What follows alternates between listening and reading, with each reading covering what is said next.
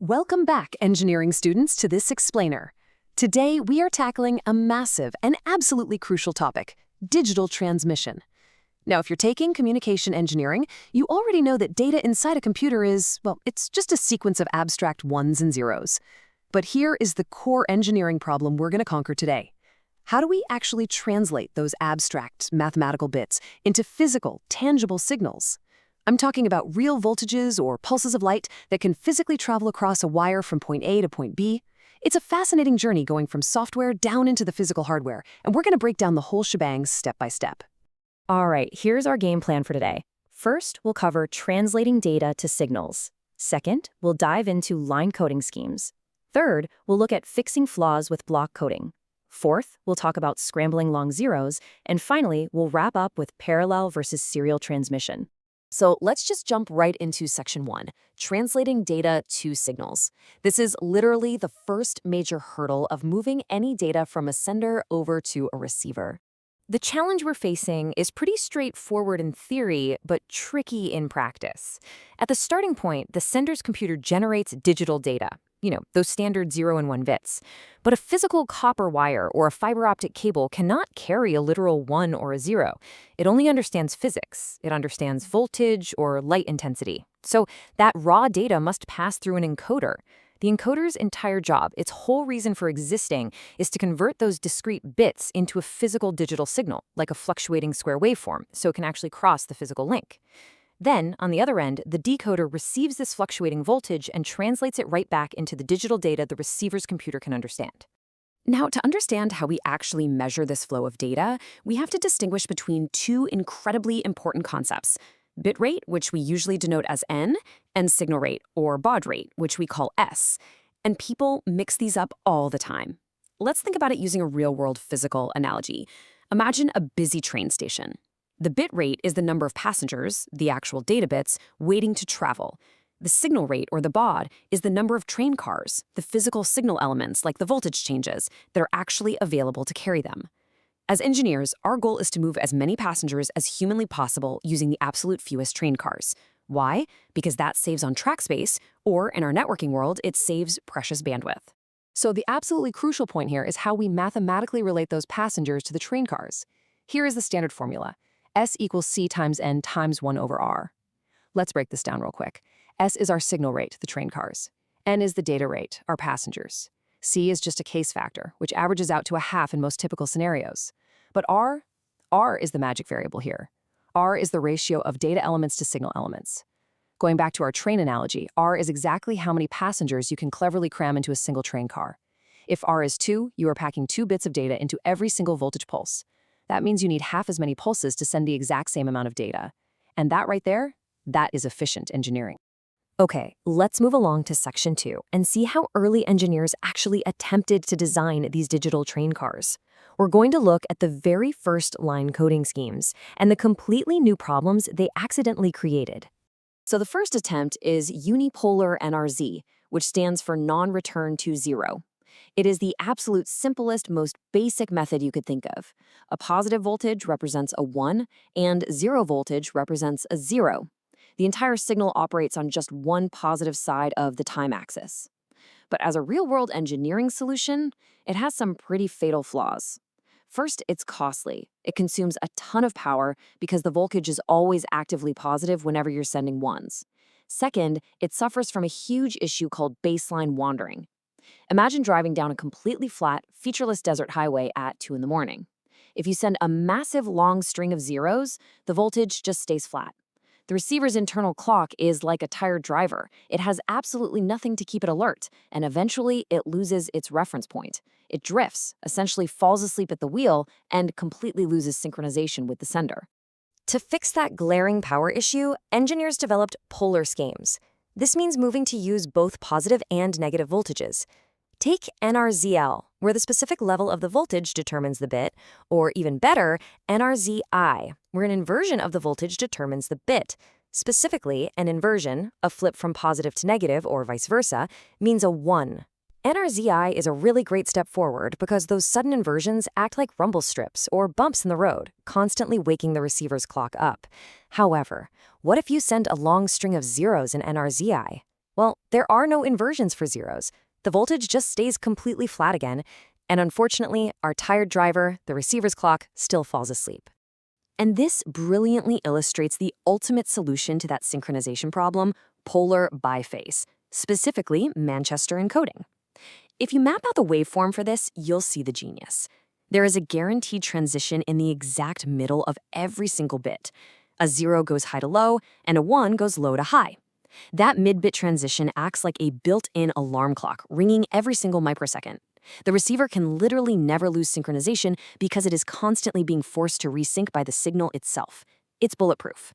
But of course, there's always a trade-off. Because we are transitioning twice as often now, we need significantly more bandwidth to pull this off. Now, if available bandwidth is a major concern, we have to look at bipolar schemes like AMI, which stands for alternate mark inversion.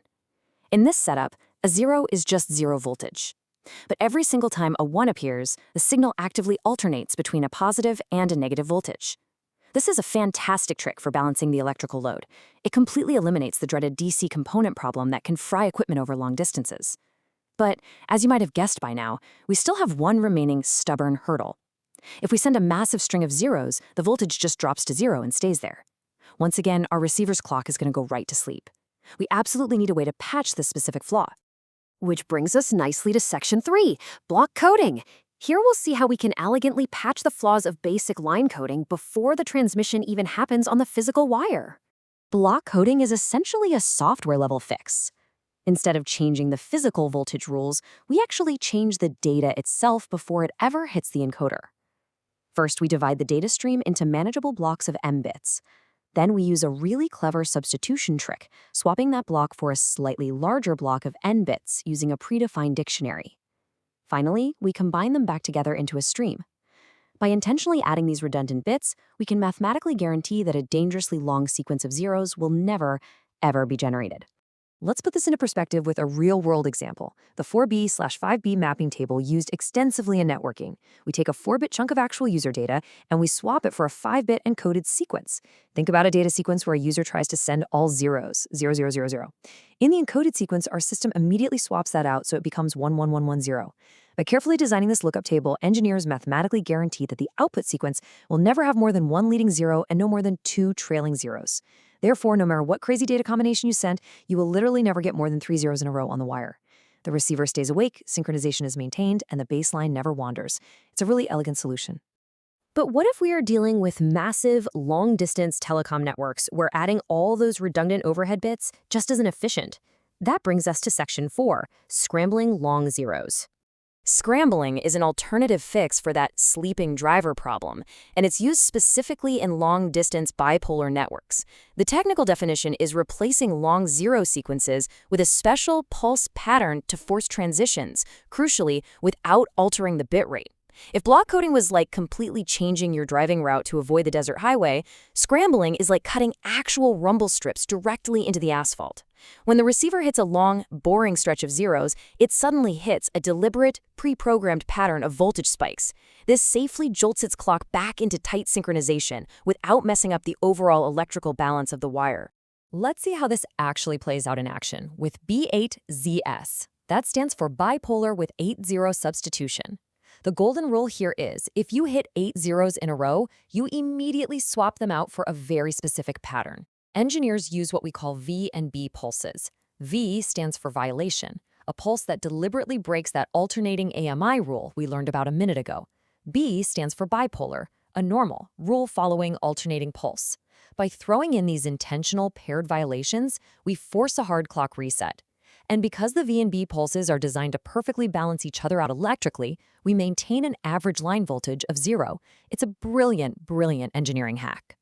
Another common scrambling technique is HDB3, or high-density bipolar 3-0.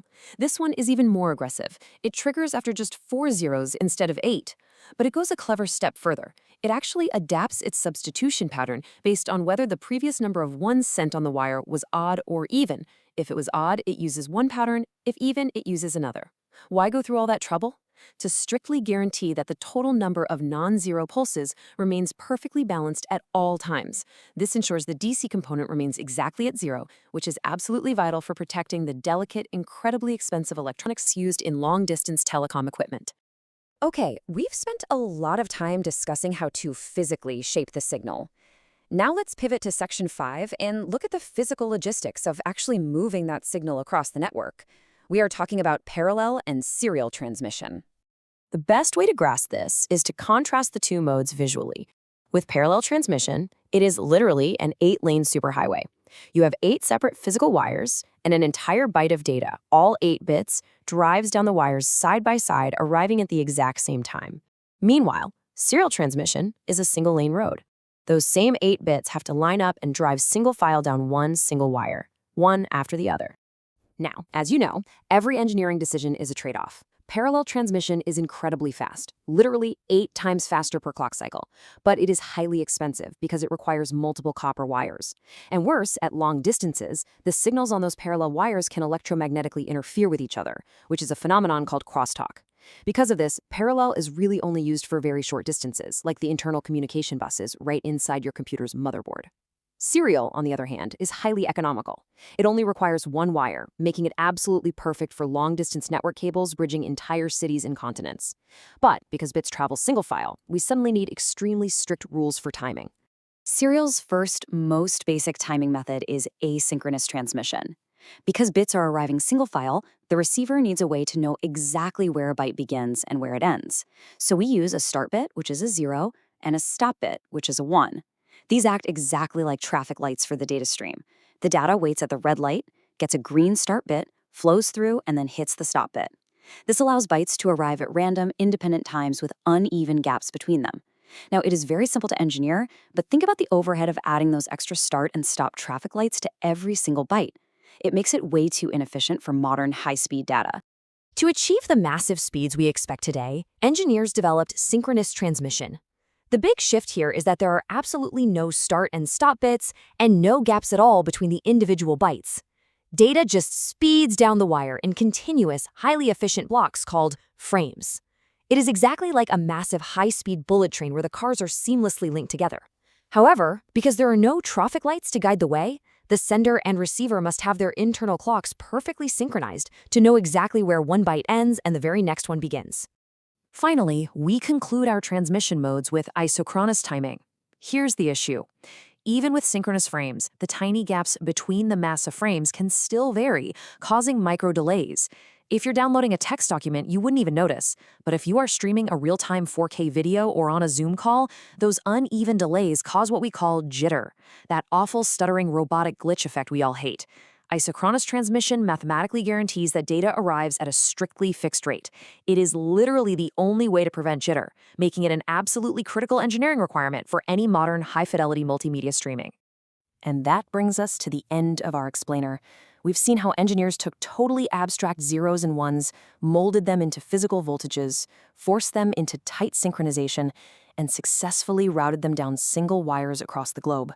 But here's a thought I want to leave you with today. As our global data needs just keep growing infinitely larger, we're talking 8K video, VR, massive AI models, bandwidth isn't infinite. What physical limits of wire, light, and voltage will you, the next generation of engineers, need to conquer next? Keep innovating, keep asking the hard questions, and I'll see you in the next explainer.